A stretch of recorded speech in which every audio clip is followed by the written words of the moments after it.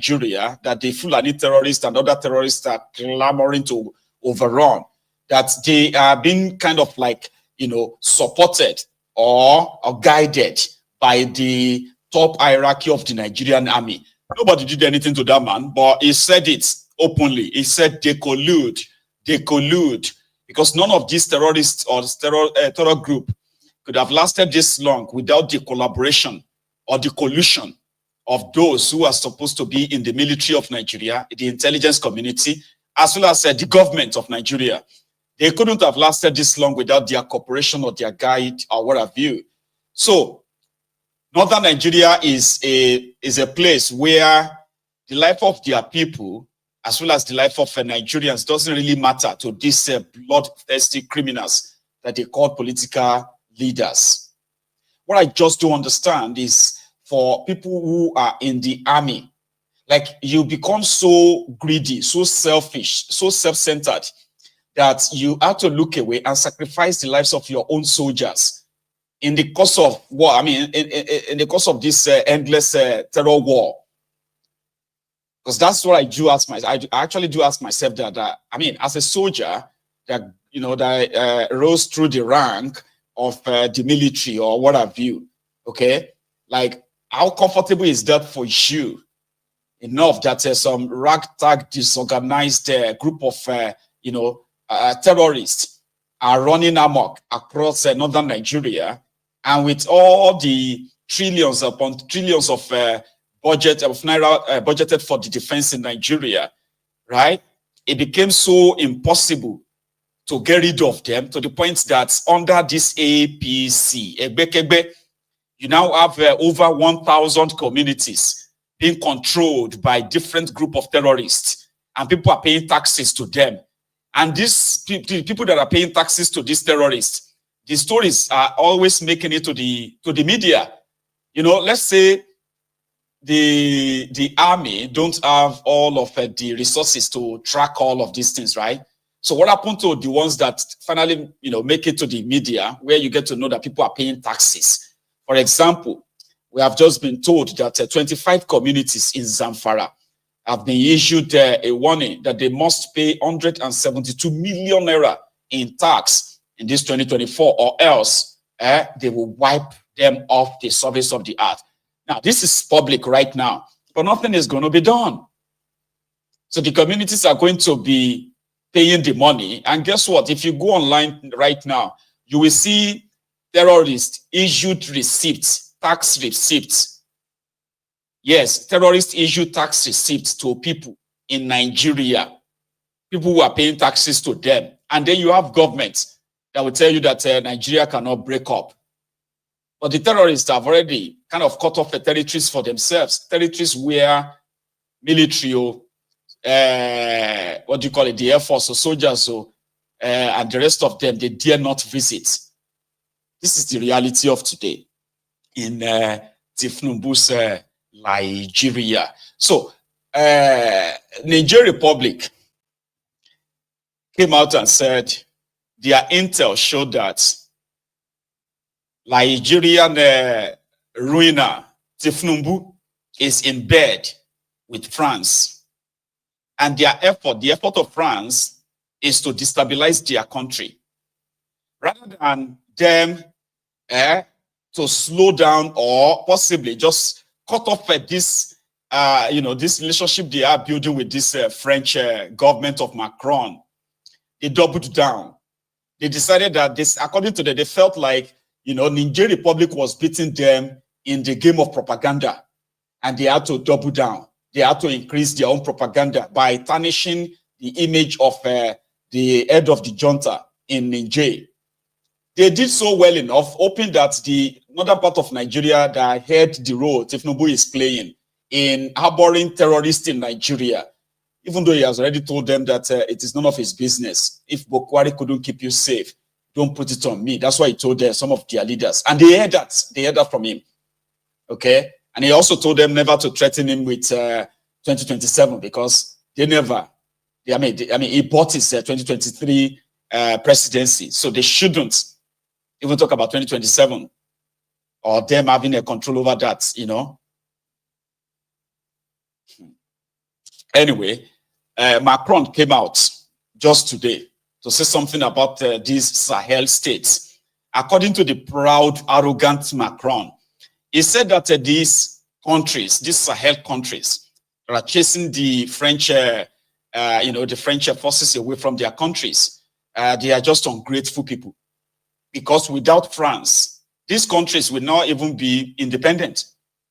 According to him, he said the terrorists, the different kind of terrorists in the Sahel, they would have overrun these countries if not for the French forces that has been keeping them safe, according to Macron. Nous avions une relation sécuritaire. Elle était de deux natures, en vérité. Il y a une partie, c'était notre engagement contre le terrorisme depuis 2013. On avait raison. Je crois qu'on a oublié de nous dire merci. C'est pas grave, ça viendra avec le temps. L'ingratitude, je suis bien placé pour le savoir, c'est une maladie non transmissible à l'homme. Mais je le dis pour tous les gouvernants africains qui n'ont pas eu le courage vis-à-vis de leurs opinions publiques de le porter, aucun d'entre eux ne serait aujourd'hui avec un pays souverain si l'armée française ne s'était pas déployée dans cette région. Et j'ai une pensée émue pour nos soldats qui, parfois, ont donné leur vie et pendant des années se sont battus. Nous avons bien fait. On est parti parce qu'il y a eu des coups d'État. Parce qu'on était là à la demande d'États souverains qui avaient demandé à la France de venir. À partir du moment où il y a eu des coups d'État, où les gens ont dit « notre priorité, c'est plus la lutte contre le terrorisme, c'est ceci ou cela qu'importe », la France n'y avait plus sa place, parce que nous ne sommes pas les supplétifs de putschistes. Donc on est... Because according to him, they were invited. He said they were invited. The only reason why they left is because of this coup d'etat. That's why they now said they don't want them, but they are just ungrateful people. Because if not for France and French forces, the terrorists would have overrun these countries in the Sahel. They are just ungrateful set of people that decided to, they didn't put it that way that they chased them away. They say that we are living because of the coup d'etat in these countries. But that's the countries that for 50, 60 years after independence, they remain the poorest, not just on the continent, but in the world. While France kept milking them in such a way that we have never seen before. So, if France thinks that it's done them a big favor by preventing terrorists from overrunning these countries, wow. How come is it that these same countries, they just started building their own military now after French forces have been chased away? How come is it that it's, the France actually controls the kind of equipment they could buy and from where? Simply because having a very strong military is never going to be in the interest of France, because these countries, they were meant to depend solely on France, and they were never better off. Their resources were being plundered, right? While the entire countries, or the countries were left in abject poverty. Those who could play balls, the supposed civilian democratic government who could play balls, they all have their different mansions built for them, or palaces built for them in France, while their own people back home have no reliable hospital. They don't have any, good roads or even drinking water. Living in abject squalor. They are living in squalor, in abject poverty. The only people who actually enjoys the presence of France in these countries are their elites. The elites that could play ball, whose share are paid in probably in euro in France. So if Macron feels like he did this West African countries a favor, or France did them a big favor for being there, they may be not being there right now, okay? As they don't seem to actually going to miss the same France. But the same France shouldn't, we're only doing you a favor, you say, right? So we don't need your favor anymore. That doesn't mean that you should go back and then conspire to get these countries destabilized. They nearly use this Tifnumbu, compromised CIA asset, Tifnumbu, to invade that country. Don't ever forget that. Then it blew on their faces, only for them to begin to, mount a border. Come here, come to Nigeria. Come here, come and stay in Nigeria. They got denying that. They are denying that right now, that there is no French forces in Nigeria, when evidence shows that they actually are in Nigeria, training with the Nigerian Navy, with the Nigerian Army, in what they call training them to counter-terrorism training. In denial. I have a video where the Nigerian Army also went to a community, all right, in, I think it's a community in Zamfara, where they went to speak to the young ones about, alerting the authority whenever they see strange movements, and should never make themselves, useful to these terrorists invading their different communities and all that. Listen to this.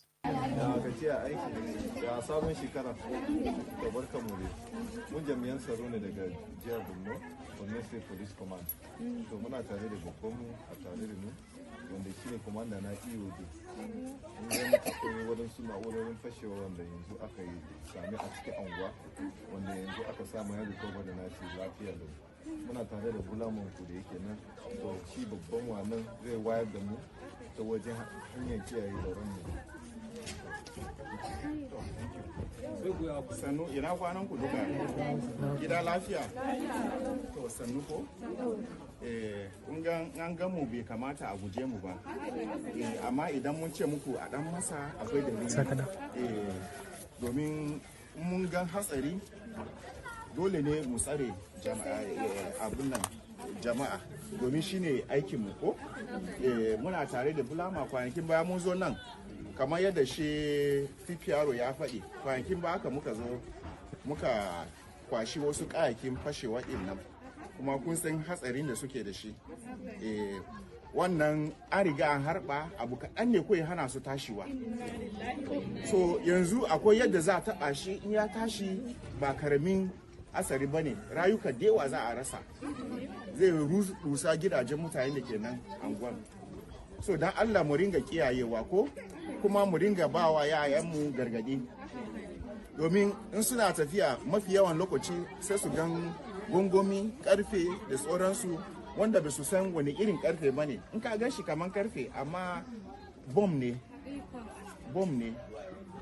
yanzu wannan an kwashe ne an zuba mata bayan gida da ta san ma waye ne ya je kwaso daga ina ba ne kuma wannan abu suna da hatsari sosai don Allah mu ba da gargadi ma 'ya'yanmu ko da mu da manya idan mun gan wannan abubuwa din nan mu kiyaye mu kira Allah ya sa muna da bulama yana da lamba nan na da lambansa kuma akwai jami'an tsaro a nan don Allah sai a kira su sai a kira mu kara taba in an taba din nan wata nan ya tashi gaskiya gara ba abunda ya kamata a ji bane ma belle ma a gani don Allah a ringa kiyayewa ko kuma in an gani dan Allah a kira ko gongomi an gani I have to beg them, please. We need to.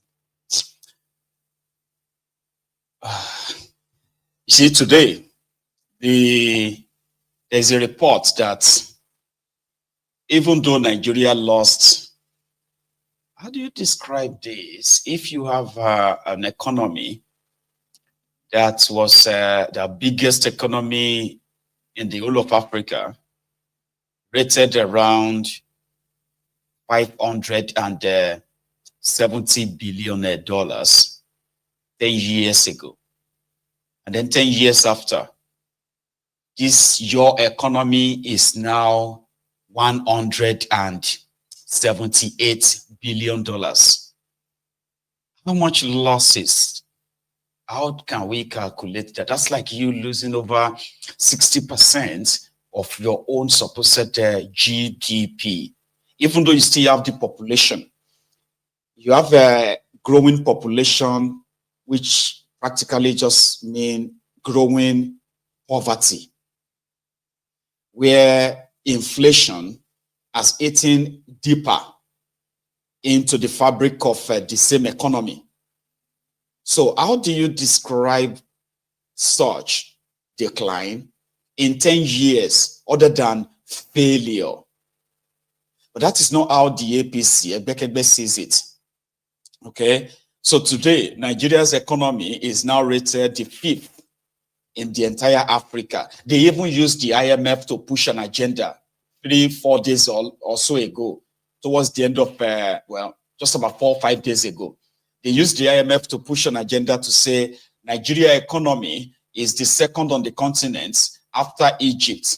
And then, you know, just to make themselves feel better, only for the real figure to come out today, when the Nigerian economy is actually rated to be around the $179 billion. And it is fact too, because gone are the days when you have a lot of people who had jobs, and then you have a lot of businesses operating in that place.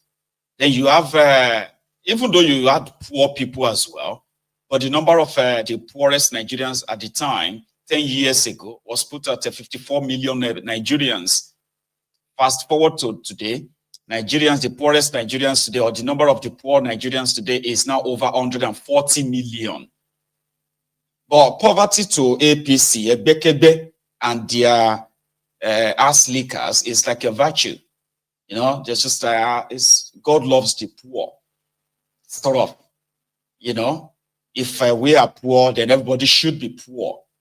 How can you be driving a car when me, that I have been working for the past 20 years of my life, I cannot afford bicycle? So if tomorrow they find you walking or trekking, the first they will ask you is that, what happened to your car? Baba, I don't sell that car. Hey. That means we are equal now. Thank God. To them, that's progress. If you tell them that, if they see you, say, what's happened now? You know, I've been seeing you around all this while. Like, what happened? So, they don't, you know, our company folded up, so they just release all of us. Oh, they sack all of you. No, not sack, but the business fold. So you don't get job right now. That's why I've been seeing you around. They say, don't get job. You just smile, say, we are equal now. This is the kind of life that APC, Egbekegbe, calls, that's what they call progress. They want you to, if you're a young man, driving a car, or you have a house, you see some others who are like in their own 40s or 50s, right? Who can't boast of anything. So immediately they see somebody like, they're like, you must be involved in fraud, in drug. So something needs to happen. So when APC, Egbekegbe came in and they started their agenda of impoverishing everybody, so it was like one by one, people started falling into that bracket of poverty.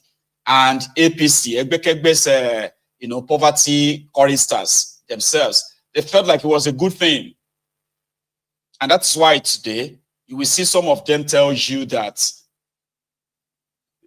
you have been living fake life. The time that you are able to afford your children's school fees, be able to feed your family 3 square meals conveniently, right? Or comfortably before this stiff number. Now that you are struggling, okay, to them, you were living a fake life then. That you had a job. The inflation in the economy is not eating over 70% of your own income. Your currency was not devalued at the time, and you were able to afford this and that. So, and they couldn't, even when the economy was not this bad, they still couldn't feed themselves. So APC, Egbekegbe is like the punisher. So now that you are complaining, they believe that you are all equal. You are equal now. But the corner. Any small, wait, in go the waka like this, as if to say in be God. See her now. In no get car again. His business don't fold up. We are all the same now. All of us now, everybody don't become equal. Have you seen how they celebrate that among themselves? We are now equal. We got the corner. All of us are now the same. No big man for Nigeria anymore. There's a big man. We are all the same now. It is a pride for them that if Numbu even went on TV, remember, and he said his own friend that used to drive 5 limousines has become, you know, the Shege has touched him, which is a pride for Tifnumbu. That his friend now drives a Honda car. So what then happened to those who were driving Honda 2 years ago? What are they driving right now? Like a Benz Sabi, so that they can tell you that we are now the same. All of us did the coconut. It's a pride for them. But at the same time, they will also turn around and be telling you that Nigeria is progressing. Now only you know Siam. I say, how can you be celebrating the fall and the economic ruin of other people's lives as a progress? What kind of a country is this? What kind of people are these guys? You know what I mean? Like, you are happy that those who could actually take care of themselves economically, the Nigeria has happened to a lot of them today, that they can no longer take care of themselves. You are happy for that, but on the other hand, you are telling us that everything is fine. Even this Bulaba had to say the reason why a lot of you are not feeling what is going on in that contraption right now, the policies of Tifnubu is because una too many. But if those policies are working, it's just that the reason why you're not feeling it is because you are too many in that contraption. This is what the Bulaba had to say. To that conversation, so contextualized. The government had touted, which I referenced to one of the gains that you talked about, FX reserve going up to more than $40 billion. You talked about NEL fund on the other hand. You talked about FAC allocation increasing to record high of 1.7. But that is at the bigger or macroeconomic level. But the reality is the fact that the day-to-day living of people has not improved. That is the truth. So when you begin to use words like agenda setting, not speaking to fact, look, Mr. Boala, the truth is that this is Channels TV. We speak to fact. As a person, part of my academic background is economics, so I understand numbers beyond the surface. So we'll put the numbers out. Okay, so let me respond to that.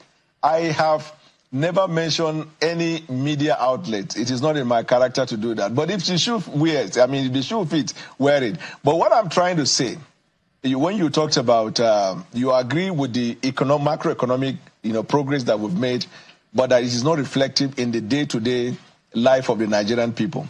Now, I'm very happy you also talked about your knowledge and experience in economics. So since you have the depth of knowledge in economics, I believe you must agree with me that before you can see effective change in the day-to-day living of individuals, you have to put in place the fundamentals of economy, the indices that steer or stimulate that growth. And you must agree with me also as an expert in the economics that there is no economic theory that can promise you magic or overnight wonders, except if you think there is any theory that you have come across that can make somebody have overnight wonders. The issue here is the fact that nobody is quarreling with. Everybody seems to have agreed that there are certain policies that should have come through, but how those policies are managed. So the approach looks like knee-jerk in some instances look tokenistic. That is the challenge. So that is why perhaps, despite some of the efforts we've seen releases of funds, but it's not moving the needle as it should move. So Nigerians are constantly complaining.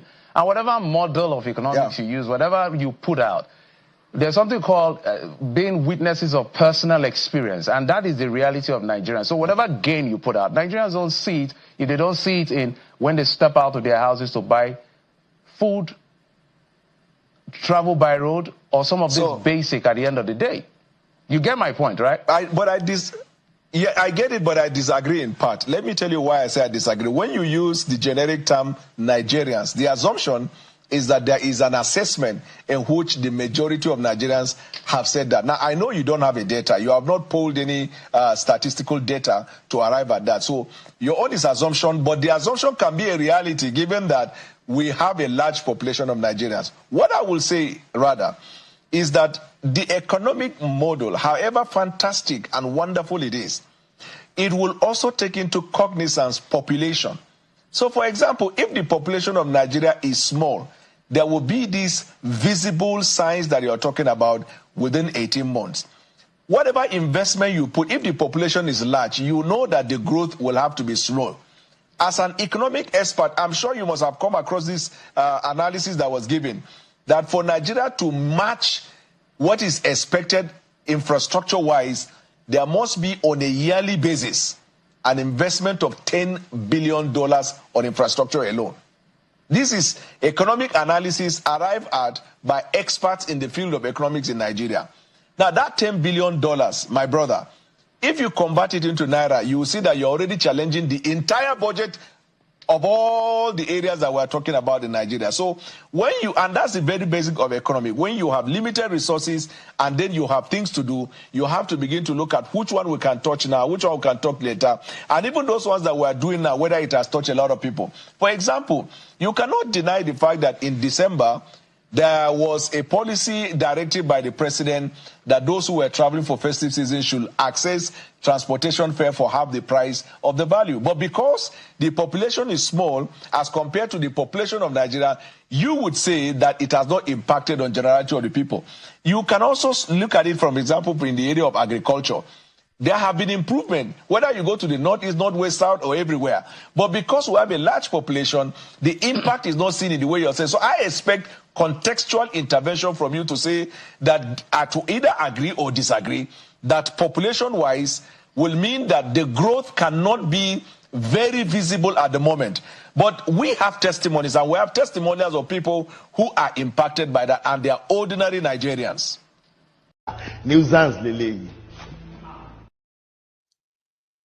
Now, first ask you, Olufemi, or what do you call yourself? Is this your first time